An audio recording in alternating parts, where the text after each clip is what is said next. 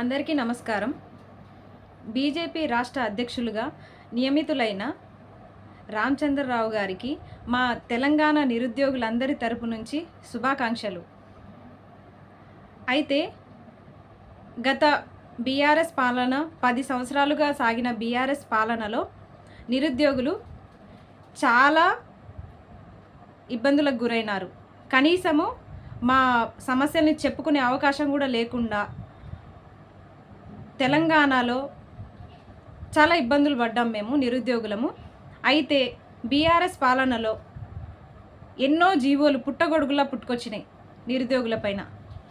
Group 1 విషయంలో G129, డిఎస్సిలో SA పోస్టులు లేకుండా పోవడము, ఎస్ఏ పోస్టులు తక్కువగా ఉండడము, అలాగే గురుకులాల్లో డౌన్ మెరిట్ లిస్ట్ రిలింక్వెస్ట్మెంట్ విధానం లేకపోవడము, జీవో 46 వల్ల పోలీస్ అభ్యర్థులు నష్టపోవడము, ఇలాంటి జీవోలన్నీ బీఆర్ఎస్ పాలనలో వచ్చినవే.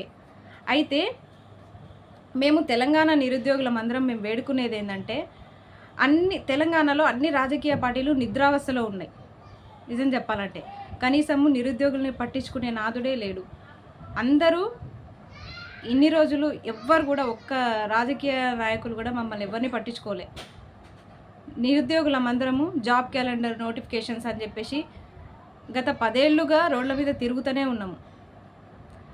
బీఆర్ఎస్ మాకు అన్యాయం చేసిందని చెప్పేసి మేము కాంగ్రెస్ పార్టీ గెలుపు కోసం నిద్రావస్థలు మానేసి మా చైర్లను పక్కన పెట్టి మా పుస్తకాలను పక్కన పెట్టేసి మరి కాంగ్రెస్ పార్టీ గెలుపు కోసం మేము ప్రయత్నించినాం. అయితే ఈరోజు కాంగ్రెస్ పార్టీ అధికారంలోకి వచ్చిన తర్వాత 2 లక్షల ఉద్యోగాలు ఏమో కానీ కనీసం ఒక నోటిఫికేషన్ ఇచ్చే దాఖలాలు కూడా కనిపించట్లేదు. అందుకే ఎన్నో ధర్నాలు, ఎన్నో ర్యాలీలు, అసలు ఎన్ని సమస్యల గురించి చెప్పినా వాళ్ళు పట్టించుకోవట్లేదు.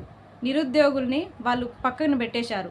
నిరుద్యోగుల వల్ల ఏర్పడిన పార్టీ కాంగ్రెస్ పార్టీ, నిరుద్యోగుల వల్ల అధికారంలోకి వచ్చిన పార్టీ ఈరోజు నిరుద్యోగుల సమస్యల పట్ల మాత్రం నిర్లక్ష్యం వహిస్తుంది.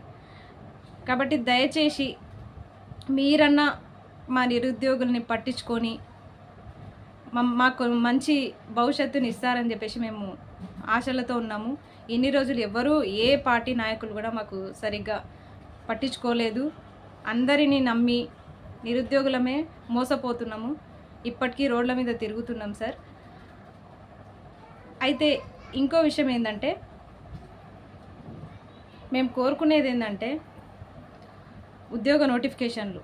కాబట్టి నిరుద్యోగుల పక్షాన మీరు మాకు సహకారంగా ఉంటూ మా నిరుద్యోగుల పక్షాన మీ వాయిస్ని కూడా ప్రభుత్వాలకు తెలియజేస్తారని చెప్పేసి మేము వేడుకుంటున్నాం సార్. దయచేసి ఇప్పటికైనా ప్రతిపక్ష హోదాలో ఉన్న మీరు రాష్ట్ర అధ్యక్షులుగా నియమితులైనందుకు చాలా సంతోషంగా ఉంది.